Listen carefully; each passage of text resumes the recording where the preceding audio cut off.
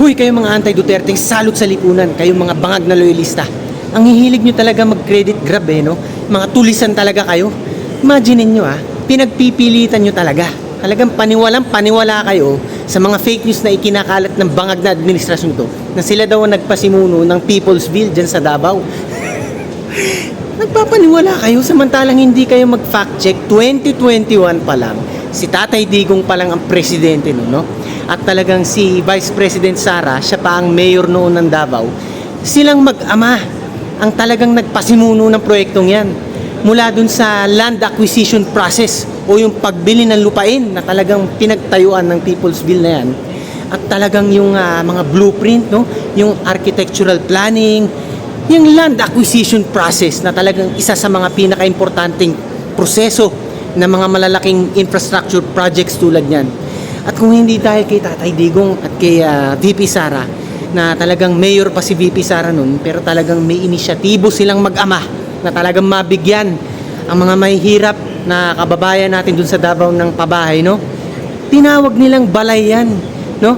It stands for building adequate, livable, affordable, and inclusive housing para sa mga mamamayang Pilipino, especially dyan sa mga Davaoenos, no? Ibig sabihin yan ay mga talagang very affordable na mga pabahay, no? Na talagang disente, talagang komportable kayong maninirahan dyan, at talagang walang mapag-iiwanan.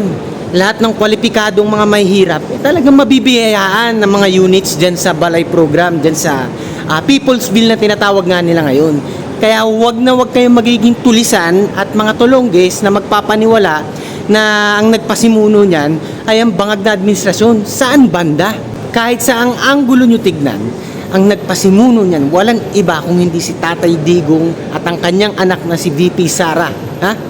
Kita nyo kahit yung mga kumakalat na mga images ngayon, mga satellite images, na 2021 pa lang, 1 year bago mag-step down from presidency si Tatay Digong, no?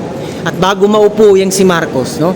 Meron ng mga pictures na kumakalat na talagang may mga nakatayo na doon sa People's Bill. Ibig sabihin, ganyan talaga ka-dedicated si Tatay Digong at si Vice President Sara Duterte noon, na talagang gusto nila talagang masimula na talagang yan nga, ginagawa nila lahat ng paraan para yung mga nakabalakid na mga bureaucracy, no? Yung mga kabagalan sa proseso sa gobyerno, talagang lahat ng yun binangga nila para nga talagang matupad yung Balay Program, yung People's Bill, no? Ang hirap-hirap mag-acquire ng lupa, no? Lalo na kapag bibili ng gobyerno. Ang daming mga prosesong pagdadaanan yan, no? Bago makapag-groundbreaking, pero lahat ng yan, no, nilagpasan ni Tatay Digong at ni Vice President Sara para talagang may sakatuparan yung People's Bill project na yan. Kaya wag niyong babaliwalain at higit sa lahat, wag niyong i-credit grab, no? Napaka isang katulisan lang talaga yung mga ganyang galawan, no? Kaya hindi na ako magtataka sa mga bangag na loyalista kayo, no? Kung bakit talagang lahat ng tao ngayon halos nahihiya kapag sinasabing loyalista sila. Hindi nila maging proud sila dahil nga kita nyo pinandidirihan, utak tulisan utak mangmang, tsaka utak munggo, na talagang ultimo mga projects ni Tatay Digong noon at ni Vice President Sara, inaangkin nila kasi nga wala silang may pagmalaki, no? Puro kapalpakan kasi ang kanilang mga baon, no? Puro katulonggisan dito left and right, no? Pagtaas ng inflation rate, no? Paglala ng kawalan ng trabaho o unemployment rate, no? Talagang kung ano-ano na lang mga paglilihis sa mga importanteng issue ng ating bayan ang kanilang mga ginagawa, no? Para mapagtakpan ang kanilang kainutilan. Yun lang yun. Kaya sa inyo mga Kanoy Pino, nagpapasalamat ako sa inyo na kahit papaano sinishare nyo ang ating mga videos, no? Nang ma-enlighten din, ma-awaken din ang damdaming makabayan ng mga sambayan ng Pilipino, no? Nang sa ganun, yung mga misinformed, yung mga uneducated, yung mga nabibiktima ng fake news peddlers dyan, no? Yung mga talagang parang ignorante sa batas at ignorante sa mga facts na talagang ang dali-dali lang i-look up sa Google, no? Kahit papano natutulungan natin silang ma-educate at yun nga, ma-enlighten ang kanilang kaisipan, no? So maraming salamat sa inyo. Ang dami-dami nagpapa-shoutout pala, hindi ko ma-shoutout dahil sa busy rin tayo, no? At ang dami din kasing messages flooded ang ating inbox, no?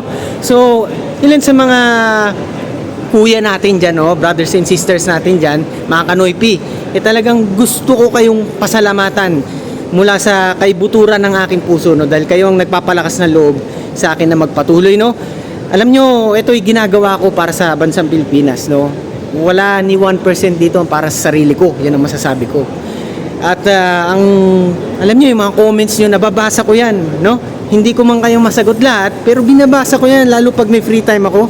Yung mga nagbibigay ng Bible verses dyan, nakakapagpalakas kayo ng loob ko, no? Dahil kahit papano, yan, malayo tayo sa ating pamilya, nalayo tayo dahil sa opresyon na nangyari sa atin noon sa pakikipaglabang ko sa illegal na droga mag-isa nung sa lugar ko sa Makati. Talagang itinadhana tayo ng Panginoon kung saan man tayo ngayon, no? At kung ano man ang meron ako ngayon ng following na ibinigay sa akin ng Panginoong ito, kayo mga Kanoy Piyon ang tinutukoy ko.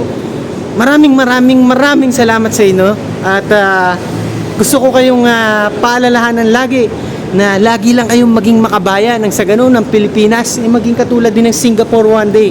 At hanggang sa muli, ang lumalaban para sa inyo, para sa bansang Pilipinas, ang pinakasiga sa mga siga, Tigasing Noipi.